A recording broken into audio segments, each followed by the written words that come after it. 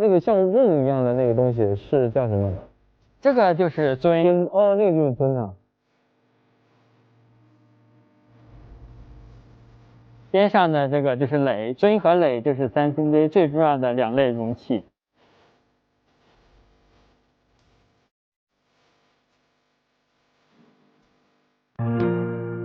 现在我们看到的有2种工作平台，一种是呈这种凹字形，可以挪换位置；另一个呢是这边这个是悬臂式的。戴安老师，像这2位考古工作者，他们要趴在这儿多长时间啊？趴好几个小时吗？是要趴好几个小时的。哦，天哪！对。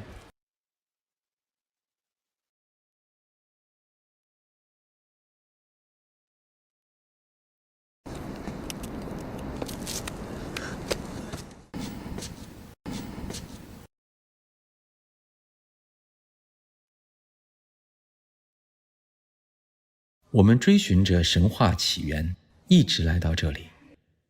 在三星堆的地下，还埋藏着哪些不可思议的历史碎片呢？它能带给我们新的文明线索吗？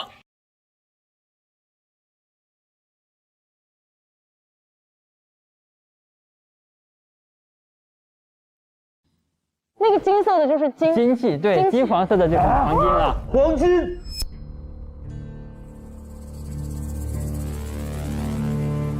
而且真的可以看到它的那个工艺，看起来就非常薄。咱们不是三星堆还有那个在青铜器上面还有覆盖了那个黄金的面具，黄金的面具，我们这次发掘就出土了3个。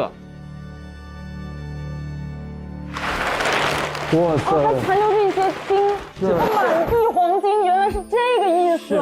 这上面看到的这个金黄色的都是黄金的一些盘片是吧？盘片应该是装饰，就是有很多就圆形的小片片，中间有个穿孔，可能原来是缝制在衣服上或者其他的东西上的。它那种金缕玉衣那种哈，金片，色泽好美啊！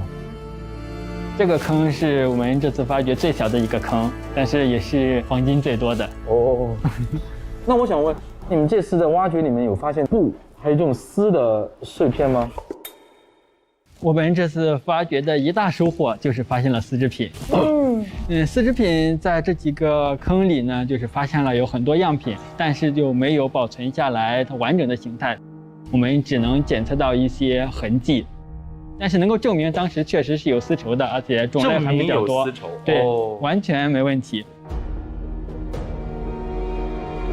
这也是第2次考古的一个重大突破。对，也是四川这边或者说整个西南地区发现的最早的丝绸。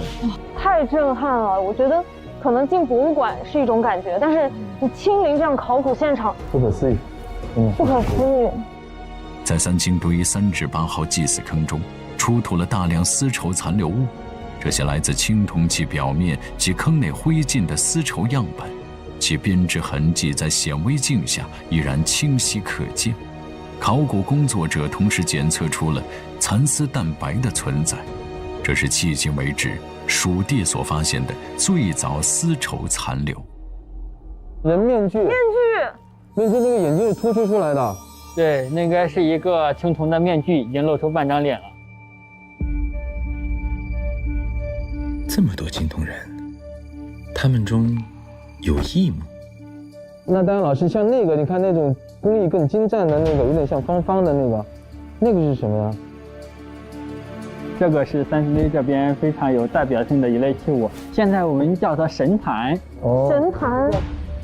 下面有个方台，上面呢还有好几个人，人还抬着一个小怪兽。抬着神兽，青铜人，似乎这些青铜人在三星堆人心中有着某些神力。由于神坛结构已发生断裂，考古人员只能尝试分阶段逐步提取神坛被埋部分。6个月后，三星堆青铜神坛终于向世人露出了自己的全貌。神坛整体分作3层，最顶部的小神兽造型奇特，更像是多种动物的混合体。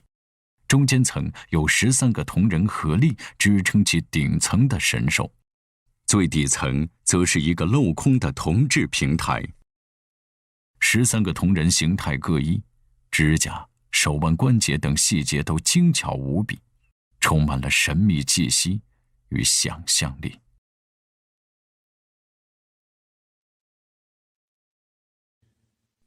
你看那是个人吗？是的，那个大怪兽的头顶站了一个人。啊，那个人站在那个神兽的上方，是，在侧面这样，他没有手，他的手应该是断掉了，原来应该是有手的。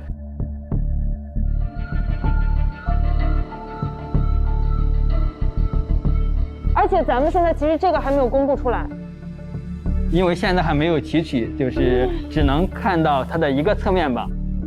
它的完整的形态估计还得等一段时间把它提取出来之后才知道。而且这个神兽还是长着翅膀的，就肯定不是地上爬的了，应该是要表现的是天上飞的一种神兽。《山海经》里面有各种很神奇的那种异兽哈。对，确实很有想象力。还有一个人，他站在神兽的头顶，有可能寓意着这只会飞的兽带他上天吧。脚踩神兽，一飞冲天，三星堆人似乎把自己对神的想象都刻画在了这些青铜人身上。带领三星堆人抗击干旱的神话人物羿，很有可能就被刻画成了青铜人像。那么，哪个青铜人像会是羿呢？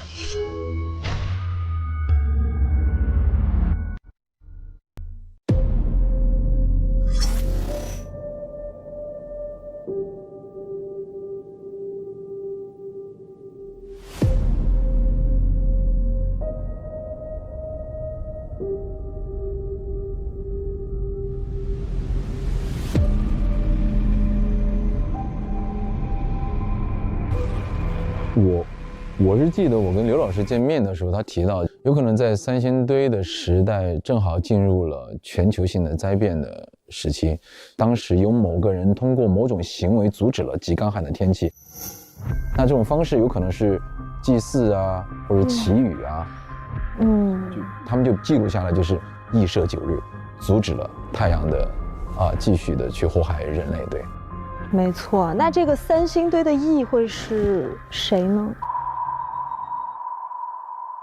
那在古蜀国哈，有人或者是他的族群吧，一起阻止了这个极干旱的天气。那对于当时的人来讲的话，一定是想要去纪念他们的，因为这个人太神奇了，是吧？他能够呼风唤雨，能够阻止大干旱的这样的人，他们是神灵的一个显现嘛。所以。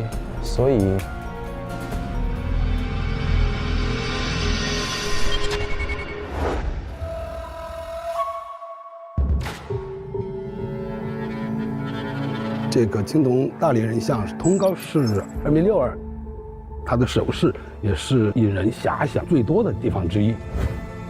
因为他2只空空如也的大手。他会是羿吗？手里会拿着弓吗？第一种说法是象牙。哦，象啊，对，那个孔那么大。对，第二种说法是玉琮，一只手拿一只。再一种说法就是没拿东西，它就是一种姿势，他在做法事。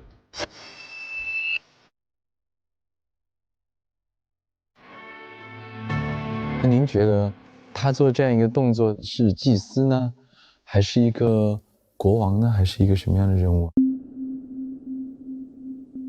他的身份是目前来说，猜测或者是讨论比较多的一个话题之一，或者是很多学者写论文都是冲着他来的。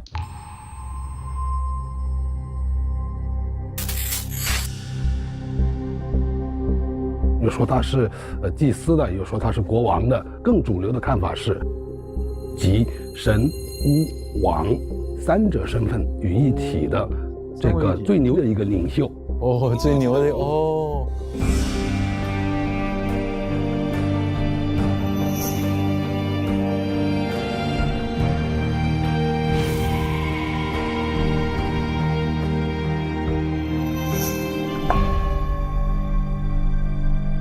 这尊是网上特别火的黄金面具的那个。对，就是这尊吗？就是这尊。哦。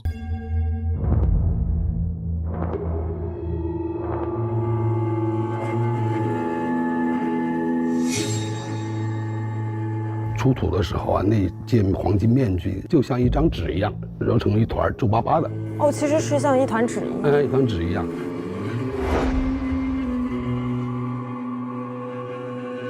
后来经过这个我们文物修复人员的慢慢的延展或者锤叠，把它展开以后，才发现是一件黄金制作的面具，当时就惊呆了。因为在这个中国的核心地带中原地区啊，表达礼制的或者是变等级民尊卑的话，应该是用玉器和青铜器来表达，对黄金几乎是没有什么爱好的。唯独在古蜀文明所在地区，除了青铜和玉以外，还大量的使用了这种黄金制品。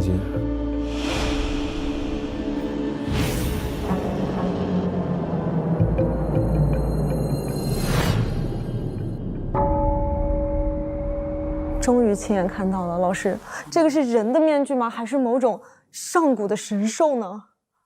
这个按发掘者在发掘报告里面的归类的话，它是归于兽面具的。兽面具？对。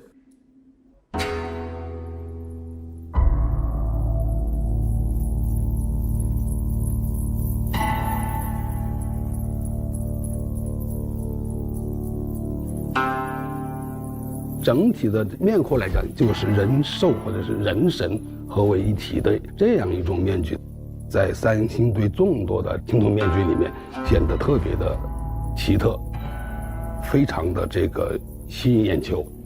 何止吸引眼球，我觉得他这个眼睛这么突出，能代表着什么千里眼、耳朵是那种顺风耳吗？对，有这种说法。会不会是那个时候就有甲亢这样的？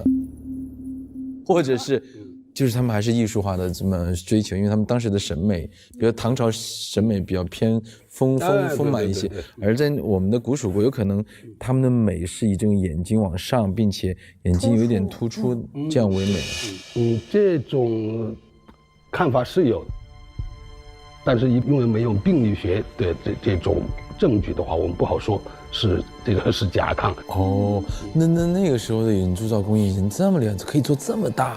对，这是最为庞大的一件兽面具。通过这件器物，我们可以非常完整的领略到古蜀人那种极致的想象力和艺术上的夸张，张力十足。但是我们更加主流的一种说法，它是我们古蜀第一代国王蚕丛的形象。蚕丛？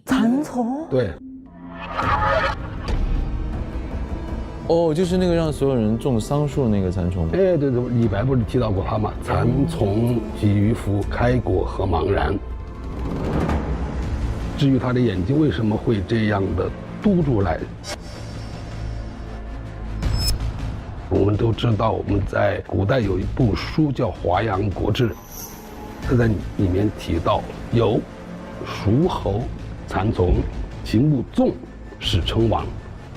他是我们古蜀第一代国王蚕丛的形象。古蜀第一代国王蚕丛。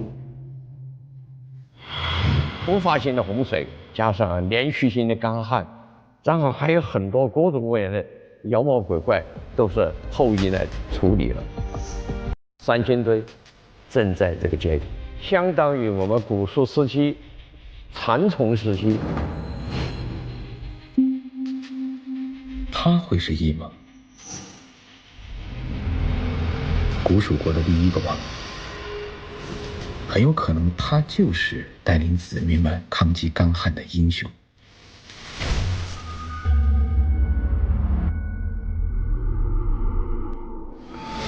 根据传说，古蜀人曾经生活在名山之中，随着气候环境的逐渐恶劣，一位古蜀英雄决心带着百姓去找寻一个更温暖宜居的地方。这个人就是蚕丛。蚕丛带着大家跋山涉水，翻山越岭。一路从岷山走向了成都平原。平旷的土地，丰富的食物，古蜀人留在了这里，并拥立蚕丛为王。蚕丛教会了大家采桑养蚕、缫丝织布。古蜀人从此过上了安逸的生活。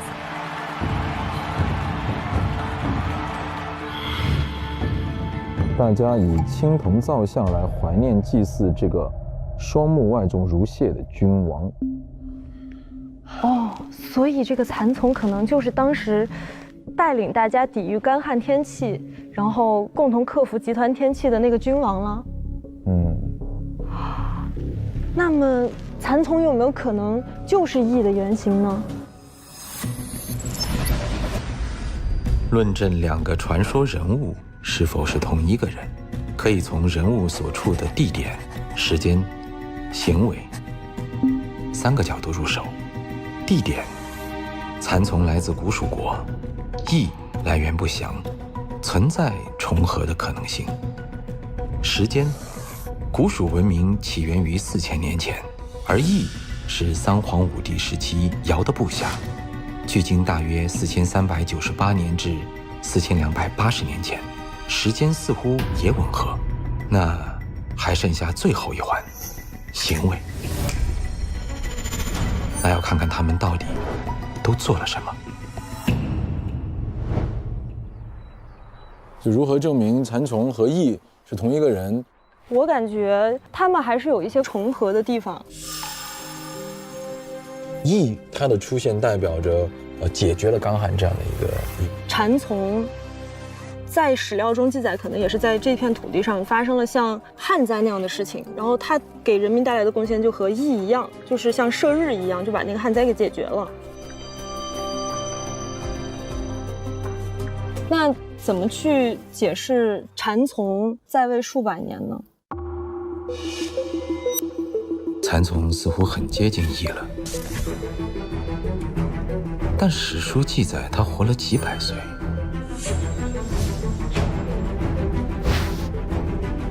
那是为什么？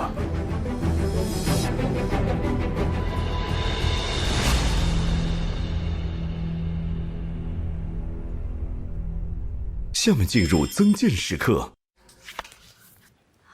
这几天熬夜看资料都有点熬过了，得歇一歇了。但是谜一团的线索就在我的眼前，我真的忍不住啊！唉，待会儿还是先吃点东西补充一下能量吧。这人啊，还是要调养，规律的作息，好好吃喝，开开心心，这样才会有一个好的身体状态去应对那么多的难题。月亮湾古城墙位于三星堆遗址中北部，城墙地面现存部分总长约650米，顶宽20米左右。传说中，统领古蜀人几百年的蚕丛，也许曾经就住在此处。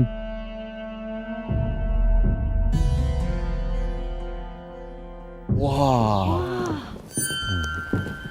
我走进来就感觉好像回到几千年以前一样。所以这个就是3000多年前的古城墙了吗？对，这边呢就是三星堆古城的一段城墙，叫做月亮湾城墙。月亮湾城墙，我们现在所看到的已经是三星堆的各段城墙中保存最好的一段了。三星堆目前发现了有10几段城墙。现在我们所处的可以说是三星堆核心区，它的范围还是比较大的。但是月亮湾城墙还不是它的外城墙，而是一道内城墙。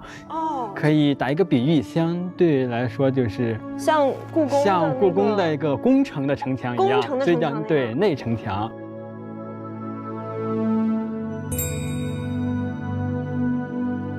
我们刚刚说到还有个三星堆也是城墙，那边呢现在正在进行考古发掘，我们去那边看一下发掘现场吧。太好了，太好了，走。好。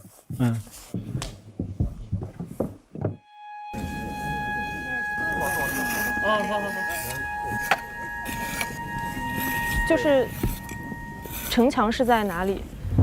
我们往那边看，我们看到远处有没有一个鼓起来的土堆山包？对，三星堆之名源自广汉三星村的3个小土堆，它们原本是古蜀时期的夯土城墙遗迹，岁月磨砺之下，3个土堆如今只剩下1个半。我们现在看到的那个土堆就是三星堆中的一个土堆，这也是三星堆遗址这个名称的由来。就是我们现在就是三星堆的堆。对。哦。从那边一直延对，从那边一直延伸过来到这边，这个就是三星堆城墙。现在我们所在的这个区域呢，其实是城墙的外边，也就是壕沟或者说是类似护城河所在的区域。对，因为其实呢，从20几年就燕家院子开始就发现了三星堆嘛，86年发现了一次，到现在后面这30多年啊，为什么就停下来？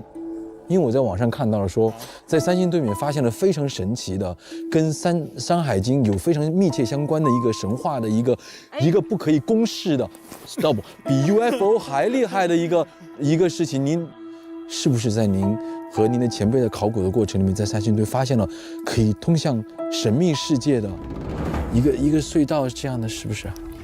所以才暂停了。是真的发生了是吧？不瞒您说，您刚刚说的这种看法，我在网上也看到过，我也惊呆了。为什么会有这种的说法？之所以很多人认为86年之后到现在，为什么就是没有更大的发现，是吧？肯定有什么秘密不想让我们普通人知道。你知道吗？那个蚕虫活了几百岁，400、500岁吗？你们肯定在30年里面发现了很多长寿的秘诀。比你刚刚说的更重要，更伟大，更重要，更伟大。我们顺着祭祀坑找到了祭祀坑所在的区域，它所代表的是一个国家，而且还代表的是一个文明。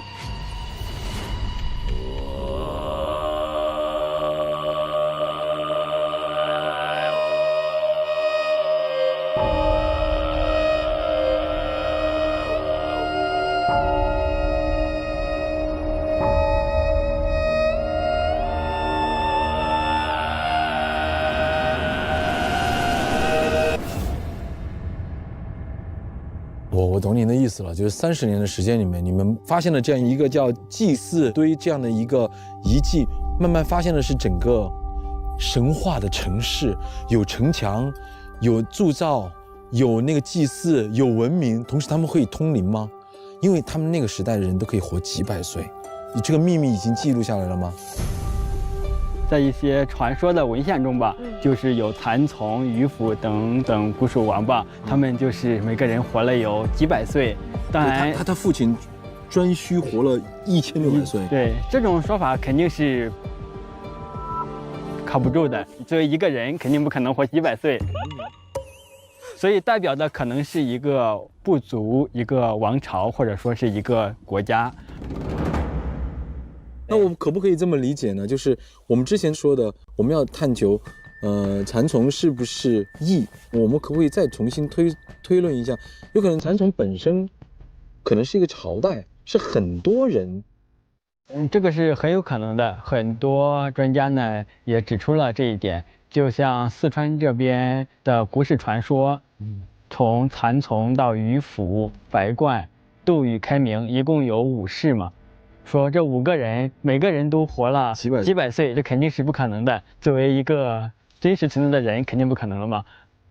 但是如果把它理解为一个王朝的名称，还是很有可能的。每一个王朝它就存在了一定的时间，正好呢也可以通过考古发现证实这一点。再往上追溯到4000多年前，往下一直到秦朝。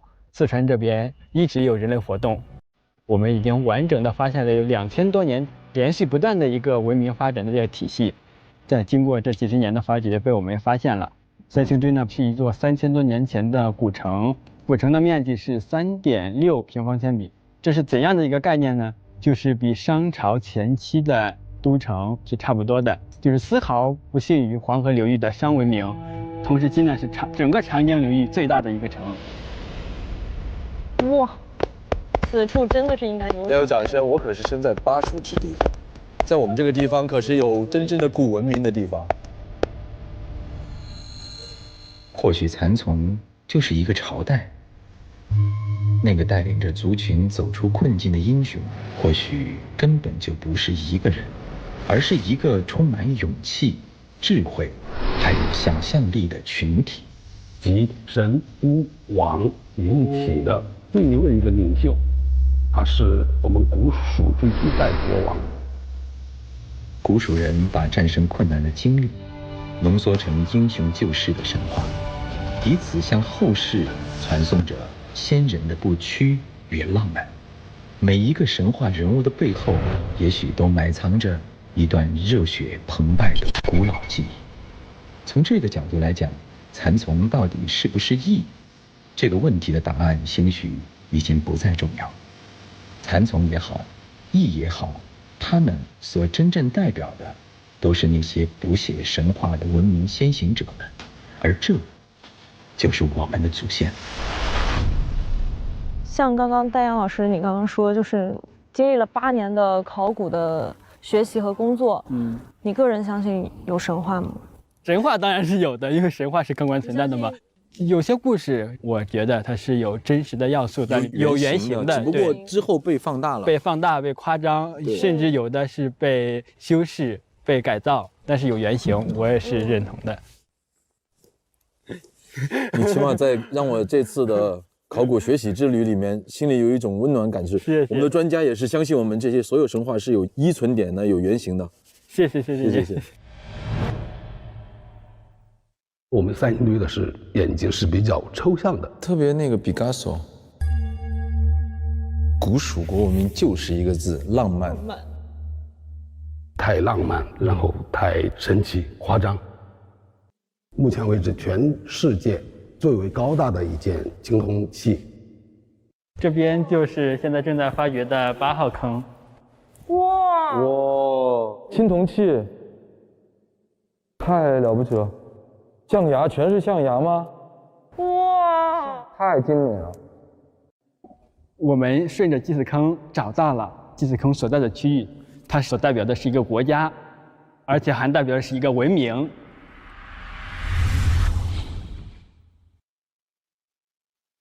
这次旅程之前，我觉得三星堆充满了神秘感，但却从未认真的思考过这种神秘感源于哪里。其实，超出想象的事物都是神秘的。我觉得三星堆所有的谜团，都源于这古老文明伟大的想象力。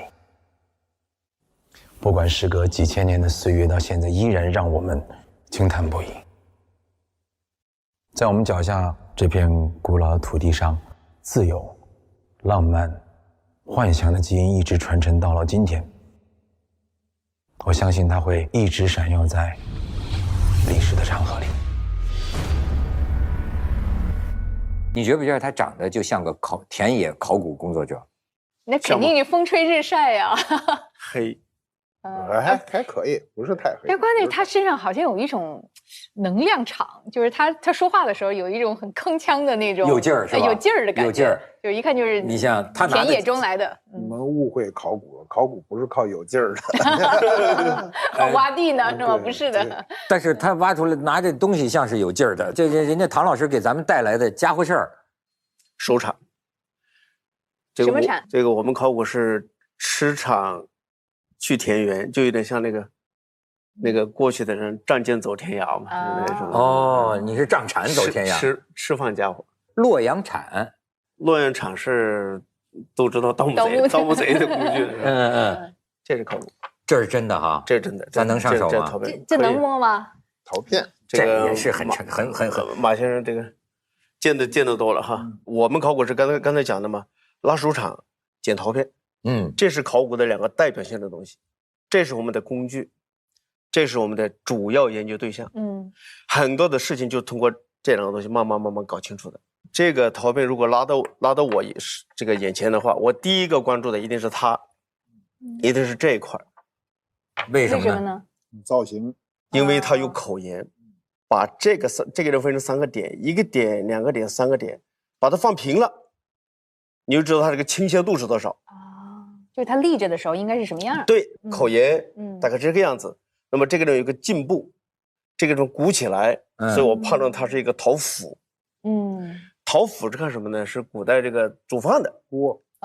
但是这件器物自带年代，年代怎么来的呢？就这个花纹，这叫云雷纹，你仔细看。哦，这是云雷纹吗？这就是云雷纹。哎，还真是青铜器上的。对，哎呀，云雷纹。涛哥，这个这是云雷纹。对青铜器有研究。这是绳纹，这个就感觉更古朴一些了。绳纹很早刮削的。对，绳纹很早啊。这样我要看着这个，我就觉得是一个普通的石头上就是横的那个纹嘛。这个还云雷纹，那就是最早到这个青铜器这个年代了。云雷纹主要是青铜时代的东西啊。你像好多青铜器上云雷纹，这是那个时候的时尚。流行纹饰。对，哎，最近国家到处都办展，何以中国呀什么的，都是给中国人找源头哈。和青铜器是重器，青铜器重器。哎，最近我还去了那个国博呢。哎，我发现马爷，怪不得最近人家说这个国博搞得真不错哎。这个有声有色的国家博物馆，就是在最近搞的这个展览啊。我一进去，哎呦，这空调。真是特好，这个你别说，不能这么砸。我不是你这个，我跟你说，说人展览真的，我现在提意见，有些场所真的，它这个空调大热天弄就失灵，而且人家的导引也挺好。你等待排队的时候，这国博大厅一大面墙啊，他弄了一个大的屏幕，就是放从旧石器时代，就中国这片土地。这个历朝历代的这个疆域的变化，你看，这个就差不多这一块儿，我估计咱们唐老师就比较熟悉，黄的那个就是我的上王朝，你的上王朝啊，咱们还可以往下看看，顺带看看，你看这个就被认为是这个夏的那个青铜爵，那个2里长流长尾啊，这还不算长的呢，还有更长的，在河南有一个更漂亮的，是吧？就是那个腿在细长，更细的，这个您就有感情了。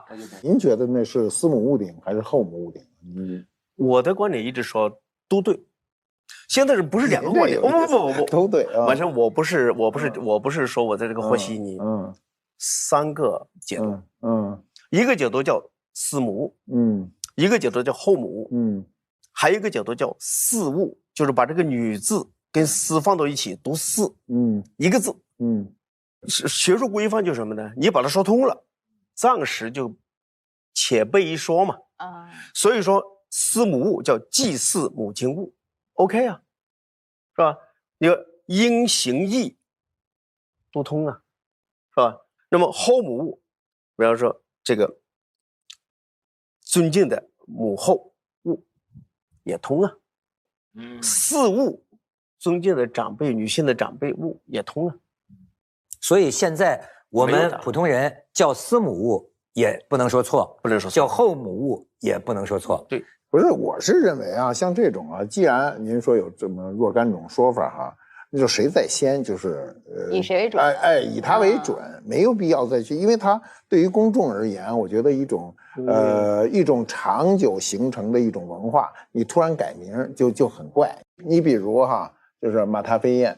马踏飞燕文学型这个意象特别好，非给改了，叫什么来着？铜奔马。那我就问那鸟呢？还有马踏龙雀，马超龙雀，咱就不说那个，就是说它原来叫马踏飞燕啊。大家说那不是燕子，那是不是燕子不重要，那不是燕子是什么你也说不清楚，说什么的都有，马超龙雀什么等等啊。然后呢，它正式给更名啊，更名以后叫什么铜奔马。那所以我就问我说那鸟呢？那底下那鸟哪儿去了？你得说是吧？少了几分风神。对，所以我认为就是有些名称啊，它不是没那么重要，它不是学术研究。你说我写一篇这个学术论文叫论啊司母后鼎的名称，然后你写怎么写都可以，但对公共来说已经约定俗成的啊，咱就不能改。我们举个例子啊，典型的例子就是熊猫。熊猫肯定是念反了，它是猫熊，对吧？对，这么多年它就猫熊，它给念成熊猫了，它念反就反了呗。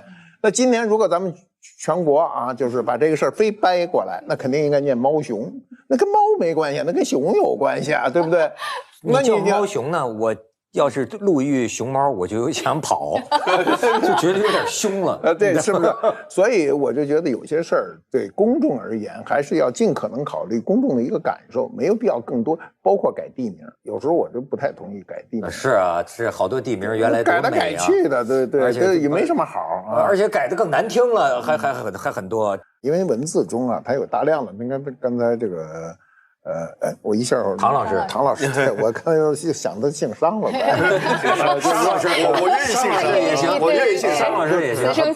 唐老师是这方面的专家，所以我一直在看啊，就是说，因为对商文化是对我们来说呢，是一个很有意思的文化，是什么呢？是它跟我们生活无关。周以后，你有周礼了，就开始跟我们。你比如你说礼貌，这个礼就是从周礼来的。但是商以前的这个文化，那么你看它的东西都特费劲，很多东西看不懂。你看青铜啊，就是不是专家的解释，几乎人人看着全是只能肃然起敬，你不懂。专家的解释呢，也只是一个专家的解释，就是一人一个说法，所以你很难去懂它。那但是就很奇怪的，就我一直也不解，就是我们的文明形成的那么久远的时代，3000多年前的时候呢，它抽象能力特强，就是从文字到纹饰到我们看到的这些造型，它都是一个极其强的抽象。这怎么来的？它不可能凭空而来呀。马先生这番话呢，我同意一部分。你比如说像我做考古，你比如说他就看你能不能用最简单的话，看中国社会的形成变化。我就愿意说几个，我第一次说，我从来没说过。这个13000年出洞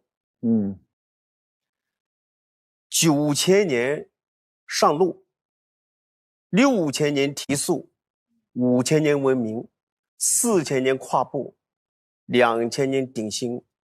这个话怎么讲呢？大概人类在13000年前后，他们还在山洞里开始走出来。你看啊，出洞嘛，你看江西的这个吊桶黄遗址、仙人洞遗址，人住到洞里，但是它有稻作农业开始出来耕作了。这个湖南的道县玉长岩遗址住到洞里头，门口就是农田呢，开始有作配稻开始出来了，但是呢还是三三两两。9000年这个上路，什么叫9000年上路呢？9000年大家一起开始走上了社会发展之路，大家不在洞里头，不在三三两两了，大家开始住到一起。证据在哪呢？你比方说，我们这个河南的贾湖遗址，挖出来就是一片墓地啊，那墓地意味着人住到一起，它就村落了。贾湖古敌，它就是贾湖古敌是这叫社会了，叫上路。6000年提速是仰韶文化时期，这个马先生你也知道，仰韶文化时期我们看的东西都很好了，很漂亮。社会发展它就提速了。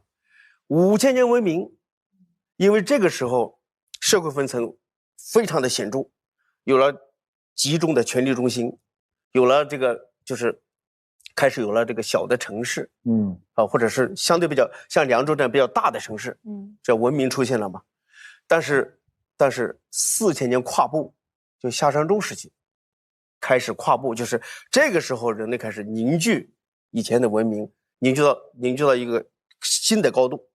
然后到秦始皇这个时候，2000年我们叫鼎新也好，叫革故也好，叫鼎新。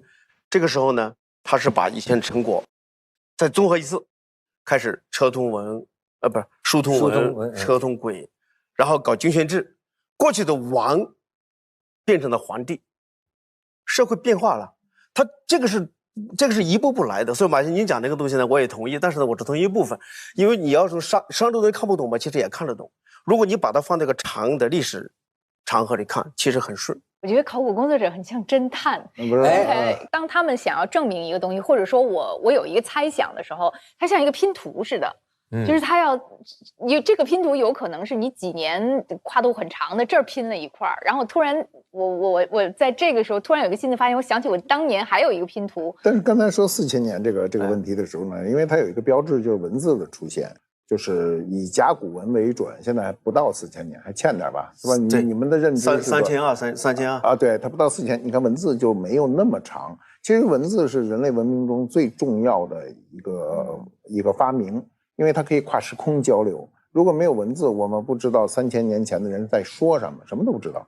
我们今天能够解读大量的古代文献，出个汉简，为什么激动呢？因为哥们儿都写了，写的什么事儿很清晰啊。我跟一个老外聊过，那老外呢，美国人就特别聪明，就古汉语特别好。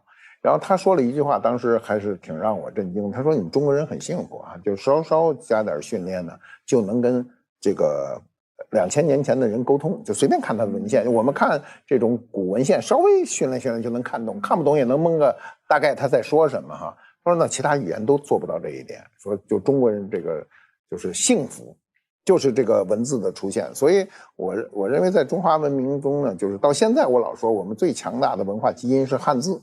你从小受这大方块字的影响，你这辈子都是这事儿。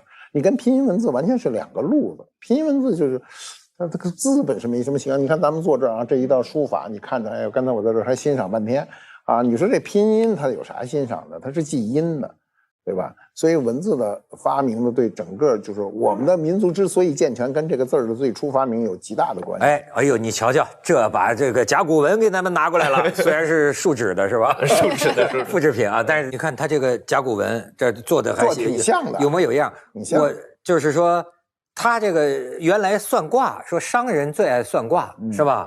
就是先是烧了正面开裂，就会有开裂。开裂的那个纹儿好像叫兆，是吧？对。然后呢，哎，你们知道怎么看这个吉凶祸福吗？比如说该不该生孩子，该不该打谁？就每一次要问事儿的时候，就是烧，然后看那个纹儿是怎么走向的，是吗？哎，他这个是这样的，你比如这个吧，这个是有正反的，一般这么拿，这是头，这是下边，啊，这是牛的肩胛骨嘛。然后的话呢，它是这样，就是后边你可以看到状枣，这个叫枣。它造成个枣弧形有的时候呢，它这边钻个孔，钻个小孔啊，然后呢，它去烧，因为它有个枣弧形，把它厚薄都每个都不一样了嘛，所以它烧的时候呢，它这个减薄了，这边会开裂。然后现在的问题是什么呢？什么样的兆是吉，什么样的兆是凶，就是这个是不清楚的，不清楚。很多的人想研究，说，很多的人想研究这个，各自解释哈。因为啥？这个一般的甲骨文，它有这个占词，我们叫就是我什么时候开始做这个事，是吧？然后这个命词，我要问什么事，然后这个序词，还有这个占词、序词、命词，最后一个验词，验词就是说这个是，比如下个旬，下一旬哈，那时候不叫礼拜叫旬嘛，下一旬会不会下雨？下一旬打猎会不会顺利？他说 OK 顺利。但是最后顺不顺利，最后有个验证，等到打猎了顺利了，他验证；下雨了他验证，就是算的对不对？算对不对？这很严谨。所以如果他们有验词，我们不知道他到底准不准。所以这样这个是我们研究条件就少了一大块。哎，那你要照这么说，能不能说那这商朝的历史很大程度上是算卦决定的？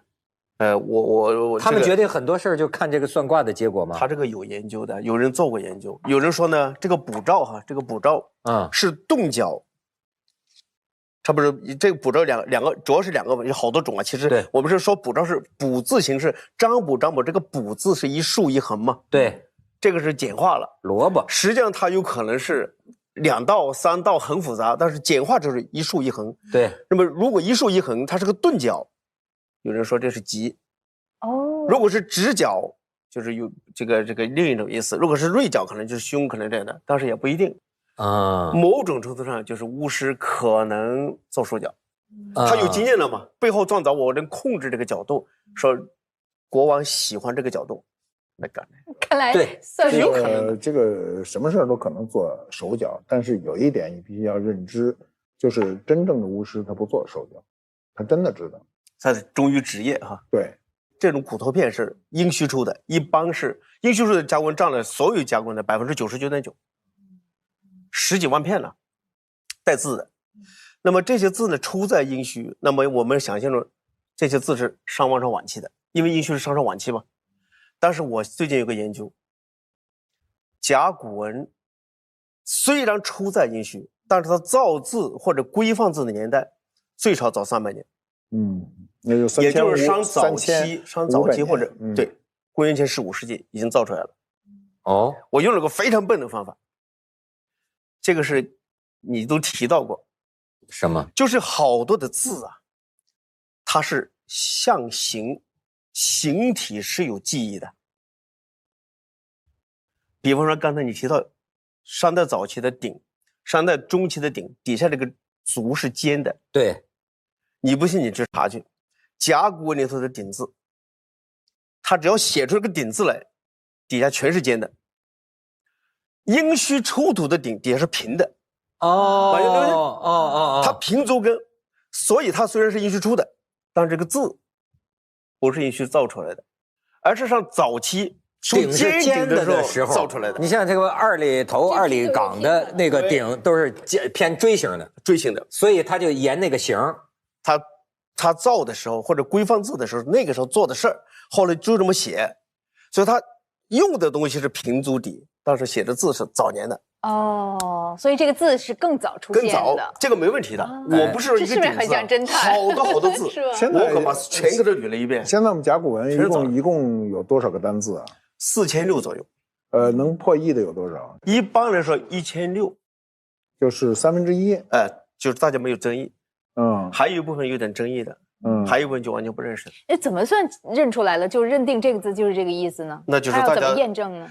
你看，你把它放到哪儿都说通了啊。它是4个条件。有3个轻门槛：音、形、意，这个是比较容易满足的。但是第4个门槛最高，就是刚才马先生讲的，放到哪里都说通。它字一定是记录语言的，对，它要记录一个句子。你说你没出这个句子，你哪怕认出来了，你也不敢说你认出来了。那就像密码学似的，就得去试，是吧？对啊，你比如说我们江西吴城，那是个青铜时代的遗址啊，出了好多刻画符号。你要让我去看好多字我都认得，但是为什么包括我在内，包括那么多著名的文字学家都不说那就是字呢？因为他没有出土句子。哎呀，我看着这个，你知道我想起谁啊？罗振玉。这个罗振玉到今天呢，看到他应该，我觉得应该欣慰一些啊。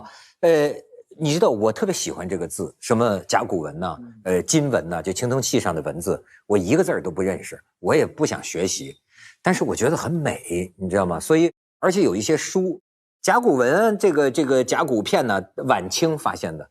你想这个时候啊，要不说冥冥之中啊，3000年未有之变局，对吧？清朝快就灭亡了，在这个时候突然间，在这个殷墟啊出现了这么一个东西，就甲骨文。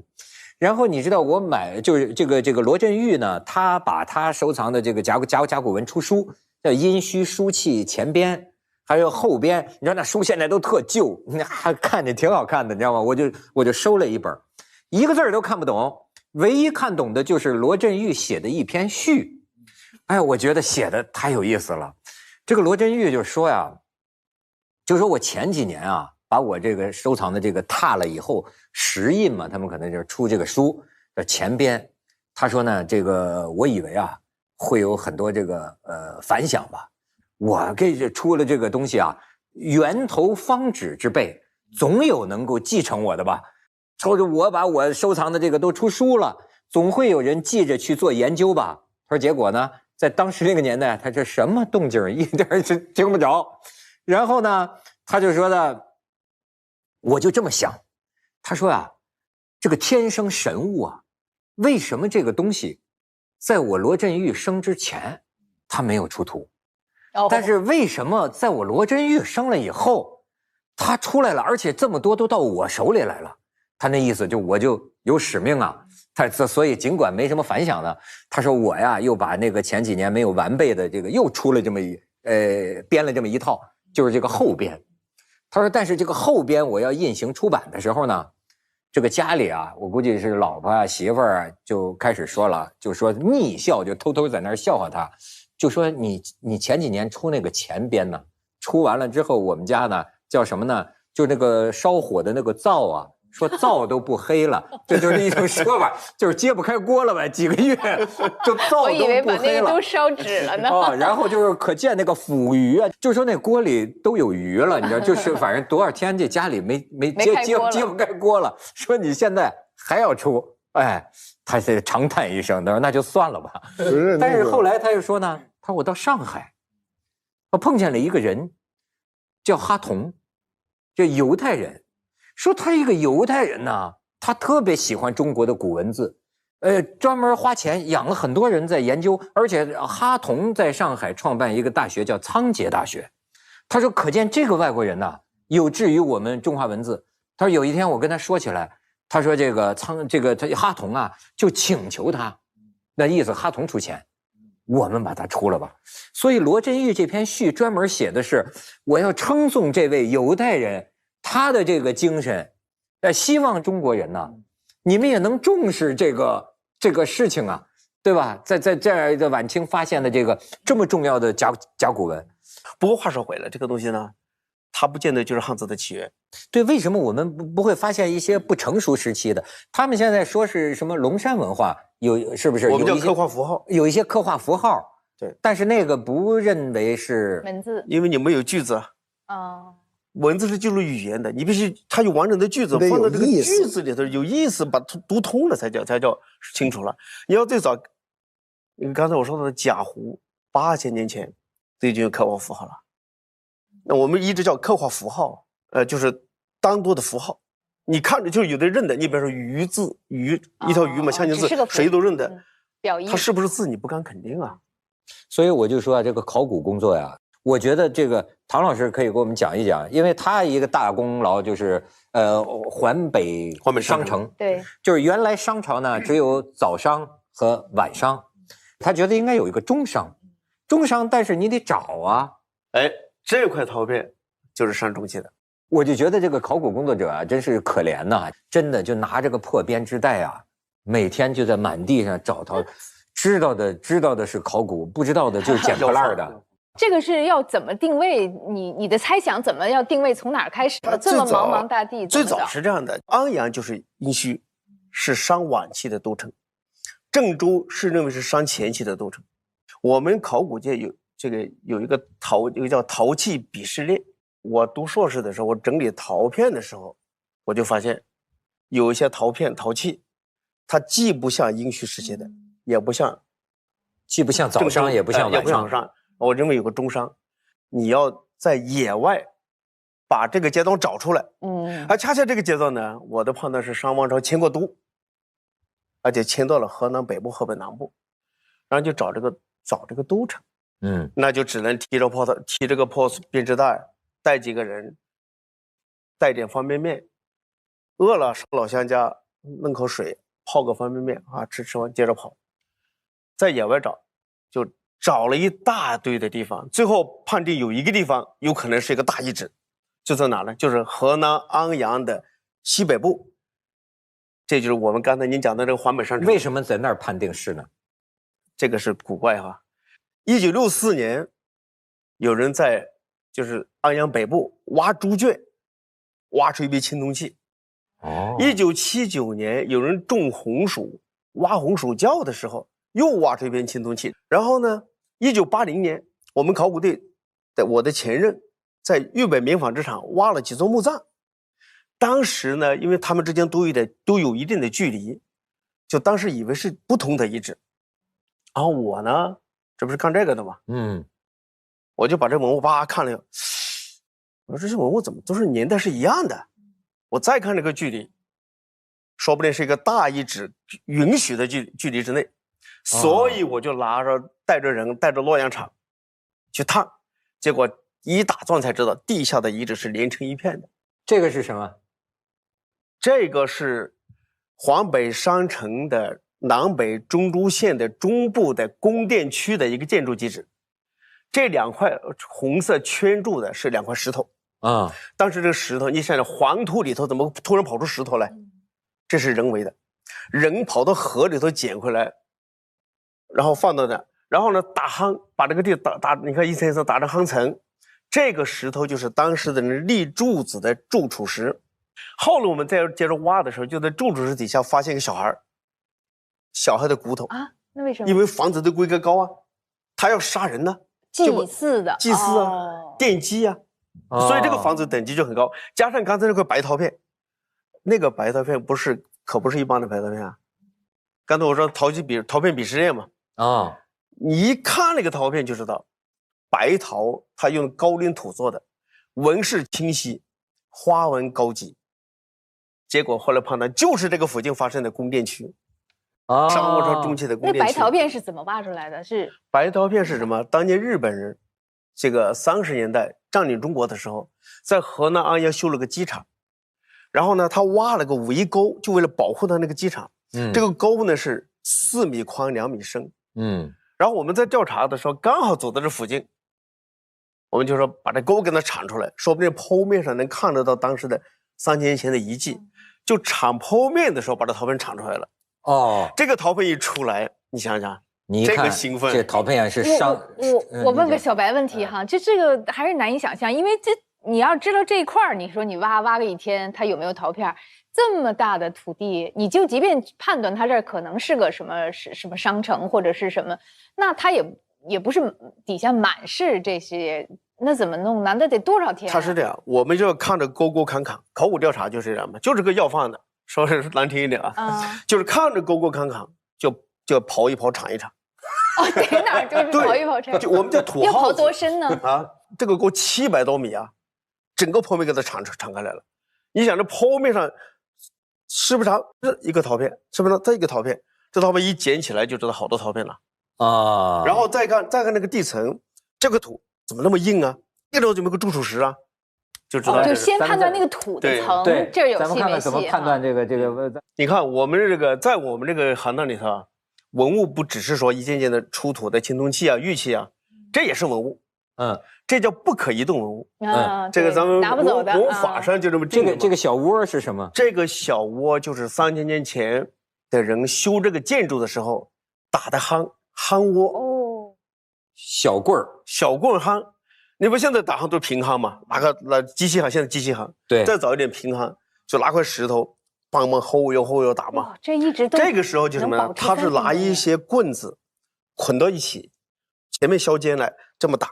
所以留下的都是夯窝，就你看见这个夯窝，你判断也是商中期的特征。当然了，我一看这夯窝高兴坏了，因为这你们没去的时候，它本来是什么呢？就是本来就是土嘛，然后我们把它挖出来，一颗颗刷子刷出来，刷出这个。这也是在底下的一层，一层一层嘛，一个夯层的层面上，然后一刷就知道这个没问题。商代，因为商代是小工夯最流行的时代。比方说这些建筑的方向，后来我们挖出来了嘛，北偏东13度，商朝人的方向；小工夯商朝人的方向。对吧？那你怎么叫判断成中山的？刚才那个陶片上中期的，你看这就是鸟看图了。哎呀，这个说到这我就比较兴奋啊！我说多说两句。这张照片也是我拍的怎么拍的？那个时候没有无人机，那时候没有无人机啊。我怎么办呢？我上当地的一个航空运动学校，租了一架运务飞机，把这个门卸掉，因为我那是租的还是买的？马先生，你卖一架给我我把这门卸掉，然后呢，腰上拴根皮带，一个脚勾住那个门轴，我胆大啊！飞的时候，我几乎半个身子在外头，趟着身子拍的。所以这张照片我看着我就比较兴奋。那这个图是要告诉我们什么？这个图告诉着我打了个黑框，这个是个有透视的啊，挖开的那个就是我们发现的1号基址。这是商王朝的一个宫殿宗庙基址，后边这个范围里头啊，地下全都是建筑，这个整个范围是商王朝中期的宫殿区。你这些箭头所指是什么呀？就建筑的结构。你看这个撒了白线的，看这么一圈这是建筑的本体所在中间这堆土的那个地方是它的院子，实际上它是4合院。这是那个院子的门道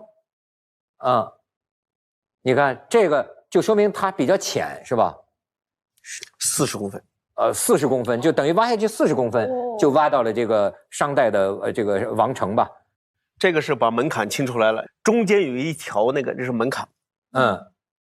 这个门有多宽呢？3.6米。这干嘛弄那么宽？要进马车。商代是有马车的。马车要开进去，这个不是一般的院子。这个地为什么是黑的？火烧的。这个待会儿可以讲。烧黑的嘛。烧黑的地。正面的这个，你看那方形木头，看到没有？靠边上那个方方的，一个小格子，那就是商朝人加工的方木条，立起来，这是一个门，这个门有3.6米宽嘛，刚才我说的最窄的地方，中间那个没清理的就是倒塌的房顶，它塌下来堆到那了。哦，而且它这个倒塌房顶你知道吗？我们最新就前几天的材料啊，商朝人搞过装修，而且装修2次。什么叫装修？2次装修，因为它那个倒塌的那个墙皮啊，这比方说这个墙吧，它刷一层白灰，对，非常漂亮的哦，然后可能使用了它又覆盖一层白灰，又刷白，装修啊，呵家讲究，讲究的很。你看这个，你再看马爷，中国人的四合院从商朝就有了，你再往下看，这个基本上就是这个样子，因为我们是根据地下的遗迹做的复原。当然结合了一些甲骨文其他的资料做这个复原。所谓四合院的意思是这4圈不是围墙，是房子，走廊是走廊啊。北边那个叫正殿，周边是走廊，走廊是你看到没有，外头是白的吧？是朝里的走廊，就是人生活的四合院在里头走，它不是在外头走，廊道不在外头，在里头。这个就说一个知识啊，就是说。这个考古只有专业人员，非专业你不能叫考古，那叫盗墓。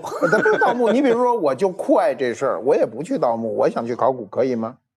不可以吧？有执照。对，就执照，你不能随便挖啊。对，你说我真的是我就是想研究，民间也有人愿意研究，我找个地儿我挖行吗？不可以。要挖到一个陶片必须上交吧？当然，这文物法规定，就是中华人民共和国领土领水下的全是国家所有。对，要挖只能唐队长挖。我和我的同行们可以挖，但是要2个证啊，一个就是你的领队资格证，我们全国有2000多人有这个证，然后我是其中之一了。还有一个证叫考古发掘证照，1事1议，你申请到今年发掘给你个照，你才能挖，2证齐全才能挖，才能挖。那我问个不礼貌的问题，你有这证，如何能防止你挖着什么东西揣自个儿兜里呢？所以第2个证只有我呀，考古发掘证照。我有我的领队资格证，我可以主持工地，但是如果我没有国家文物局颁发的领队证照不是那个发掘证照，我也不能发掘，必须2证齐全才能做一个项目啊。这是叫管理嘛，我们国家管理的还是挺好的。你像我们看陶片的时候是，也不是每个都没看得懂的。不是的，一块新陶片刚出来，谁都不认得的，所以我们考古界有些就互黑啊，怎么黑？比如我是考古队长，我挖这个东西从来没见过，我不认得，我怎么办呢？我放到我的考古队会议室或者进门的最醒目的位置，然后是比方说有一个教授来了以后，他一看见，哎呀，不认得，假装没看见进去了。他就避开他，当时有厉害的说我在哪见过这个器型，马上这是什么时候的，怎么回事，啪一讲，哇，好崇拜呀，就这样。如果说你陶片认得多，我佩服你；陶片认得少，我就鄙视你。这家高手也斗法是吧？这互相间有这个，这些陶片的辨认就很难。这个四合院，它如果是战国的。它四合院这个地面上的陶片应该是战国的，对。如果这个是商代的，它地面上的陶片应该是商代的，所以我就要求我的考古队员，地面上每1平方米给我打成格。所以在考古队里内部，我直接用这样的铝皮盒子打成格子。这一个格子是1平方米内捡到的陶片，没错，把它全部收集起来，然后一检验，每一个陶片都是。商代中期啊，咱们再看下面。实际上，这最后一道表现是这个，因为商朝人在做重要事情的时候是要杀人的，那么他盖这么大的房子，他不杀人是不可能的。如果我能找到杀人坑、祭祀坑，找到把骨头找出来，我可以做骨头的汤池寺，这个标白点的地方刚好就是发现祭祀坑的地方。咱们看下边，有死人骨头啊。对，其实您刚才说，就像战国和这个商代叠压，这个地层文化叠压也不是一个特别罕见的现象。墓葬群的时候，这种叠压很多的。我们今天这城市里，那你说元大都、明清一直叠压，你到智化寺去看看，智化寺那地面跟路面大概差1米多，那1米多说那个地面就是元代的。你知道吧？这差着，它就是一层所以压的。这个历史学家有句话叫“层垒造成的历史”嘛，是，你就得把这层一层一层的拨出来。他们看土看太多，他知道你比如这个土是不是原始被搅扰过，还是没被搅扰过的。然后呢，这个土是被夯过还是没夯过，你看得出来吗？你看不出来，你看都是一样的。哎呦，而且这东西真是靠经验，你就是看经验。特别是我在您那儿还看见我一个人物挺传奇的，说您这个商王朝啊，他说解放后啊，就咱们国家这个考古队啊，就在洛阳那儿找了一个姓商的盗墓贼，给他收编了，是不是？这个商文图，我们叫老商，就是他去世了嘛，他去世我还跟他送过花圈，我还磕过头，也表示一个敬意。因为什么？他早年是盗墓的，可是后来改邪归正了。成为了考古队的一员，而且做出过大贡献。他做什么贡献？北京大宝台汉墓咱都去过吧？马先生肯定去过了。去过。对，大宝台汉墓是最早71年、72年挖的嘛？对，大宝台汉墓最早勘探就是发掘之前是勘探，勘探是谁去呢？就他去的。最早的时候呢，是有2位科班的人去调查了一番，说这个地方有一座大墓。这个保存完好。后来老商和一位姓白的，他们奉命拿到洛阳厂去戳2下，结果戳了以后，他们也不是写什么纸面报告，回来就跟那时候的所长叫夏奈，跟夏先生说我们去钻探过了，是2座墓葬都被盗了。你看跟前面我们那个说的就不一样了，结果一挖出来，人家说的是对的。这经验嘛。哎，你对这个老商他有什么神奇的功夫？在你们考古工作者来说，老商呢，因为老商个不高，我对他印象就是属于我一看就是感觉到很精干的一个老头。我去做考古队长的时候，盗墓多少年？他早年盗墓多少年？那个可能盗的很久。你想他跟我聊天的时候都是行话，我们叫铜箍，叫铜箍吗？他叫花叉子，花叉子。然后我们叫这个方仪。他叫小庙，小庙，像个庙一样，青铜器啊，小庙。然后呢，他还能说出价格来。我还问他，我说你这个小庙多少钱？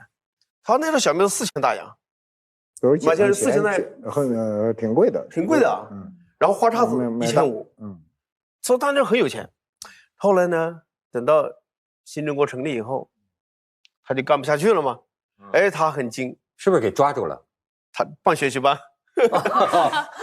改造他们，在学习班上表现积极表现积极，识时务。哎，然后技术又好，直接就收编了。放下洛阳铲，拿起洛阳铲，拿起新中国的洛阳铲。他们的绝招就是说，这个铲一下去，土一上来就能看出来对土的感觉。他生活在，因为中原地区主要是在华北地区都是黄土嘛，他们天天耕作，对黄土本来就熟。非常熟，然后呢，他那个洛阳铲一戳下去，洛阳铲前面不是个半圆形的吗？对，一拔出来，他属于推，他就能把这节土啊给它推出来，推出来属于捏，他就是这个土的硬度什么样子。不用看，不用看，他不看，因为这个是我跟他交流，的。我刚开始去的时候，老商不太，因为我做考古队长嘛，这个就要跟大家。混好嘛，对，老商进去看看，老商都不太搭理我，刚开始。后来熟了以后，我就问说，老商怎么不搭理我？老商说你们不中，你们不中，不行，就是你不行。后来我就跟他聊嘛，他说不知道，他说你看你们哈，打桩带出那个土就要掰开看，像我们土掰开，你比方说什么叫文化层，什么叫生土？生土就是人类没有动过的土，叫生土。文化层就是人类来了以后人工干预过的土。一般我们找指标，什么指标呢？我讲4个指标，最常见的指标。这个土一出来，我要看得见陶片，就是陶片碎片，第一个指标。第二个什么呢？烧土点、烧土块，人类要烧火的嘛，还有烧土的火点芯子那地方。第3个是木炭，烫样烧土也有烫嘛，是吧？第4个就是什么呢？就是这个土啊，它的结构，就是土的结构会变，因为自然的土都是沉积土，它层理很清晰，或者像黄土结理很好。但人一干预以后，它这个地方弄点土，那把它混到一起了，形成是个花土。所以这几个指标是我们看的，就是要看但是老商呢，他不看，他说我怎么看呢？我们都是网上。对，他黑灯瞎火的，他可不敢点亮，而且是在，所以只能靠手，关键还是在别人家地里，没错，那就完全摸。他盗我屋嘛，他说我都是摸，大概要属于摸，一摸我就知道有没有这个墓葬。他的好多那时候叫盗墓嘛，他不像我们要除了这4点都靠摸出来，他不像我们要靠摸能摸出朝代吗？他不是，他是摸底下有没有墓葬，因为。墓葬是这样，商代的墓葬有个特殊性哦，他挖一个坑下去，然后呢，把棺材放进去以后，人埋进去以后，把器物放好，然后填土，一边填土一边打夯，一边填土一边打夯，所以墓葬的填土反倒是硬的，它打过夯的，墓边上的土反倒是松的，所以这个盗墓贼厉害在哪吧？当然老商属于改良的盗墓，改良的改邪归正，我们叫做老商同志，对。然后老商是什么呢？他们属于什么？就知道挖木头怎么挖。你看，我曾经在安阳挖一个墓地，我就碰到过盗墓高手，虽然他是谁我不知道啊。我一看那个盗墓这个痕迹，我就知道这是个高手。怎么说？你比方说，假定说这个桌子上啊，这是3座墓葬，在这3方水果啊，那么这个墓葬它填上的时候打过夯的，对吧？这个3个墓葬的位置是固定的。最笨的盗墓贼。他在这个地方挖，你挖不着嘛，就挖的都不是地方。但是最厉害的盗墓贼，他并不是从这开始挖，他在哪挖呢？在这个墓葬的边上挖，因为边上的土松啊。哦，挖下去以后，挖到差不多深度的时候，横着一掏，再打横洞，它是最快的。我就见过好多这样的。就是这个切边儿，那他先得用洛阳铲，等于把这个墓的基本的规模轮廓画出来了。你看涛哥厉害，你要干这个，有这基因，有天赋，老窦同志，那叫卡边，卡边就卡这一圈边，通过洛阳铲把墓葬的范围卡出来，除了卡边卡深度，知道了以后，你看边在哪里我知道了，深度我知道了，我在它边上一般是挂角，他甚至到一般墓葬头朝北的比较多，那随葬品的位置，头部或者脚部都有。那么他盗墓经验多了以后，会知道随葬品青铜器放在脚端或者放在头端，他就在打洞哈。他就在脚端或者打一个洞下去，哗一掏，高效啊！全程黑暗中就都操作了。你看，我们从老商说到这个老商是不是这么干我不知道，但是老商一定有这个水平，这我敢保证。哎呦，他很有经验，包括妇好墓的发掘。妇好墓的发现，也是一个叫何正方的，在我们都认识。老何盗墓的，老何不是盗墓的，老何不是盗墓的，老何是干嘛的？但是安阳有盗墓的传统，好多经验就传承下来了。这叫妇好墓发现的时候，就是何正方打的场。那何正方我也接触过，也是个老先生，我见他已经现在肯定已经去世了，也是高不高，一看长得很精致。都是一个小叉，然后地下有什么现象、什么痕迹、什么地层，清清楚楚。其实现在我也能分出来，那不是太复杂。对，是吧？你学学，我不用那看，你去到那个，你注意看一些这个展览都有，它是完全不一样的。它不是像你那个说他们完全一样，那个土只要一搅动，生土和熟土是看得见的。但是呢，它是的，有的时候他有丰富的经验。对，旧中国的那个盗墓贼是啊。你说盗墓，他说他是个手艺，他是靠这活着的。那时候也没人管嘛。你现在是因为有《中华人民共和国文物法》管着，所以为什么不能盗墓？当然不能盗墓。就是我的意思是说，这个盗墓啊，它其实破坏了很多考古信息。是。就比如说，因为呢，它这个东西在里边搅和的乱七八糟。其实本来呢，你看，就像他说的，不同的土层东西摆在哪儿。能判断很多，比如说就是您刚才一问题还没说呢，他发现这个环北商城这个土为什么被烧的都是绛红色，这个能判断出一个什么信息？我的观点就是很可能是政治事件，是吧？大家看得见。那为什么不是失火呢？它不是烧这一座，整个宫殿全烧了，那么大的建筑，1.7万平方米，院子就1万个平方，那不是普通的人，那烧的是政治家的办公场所呀，对吧？这个很重要吧？那么为什么呢？再看这个，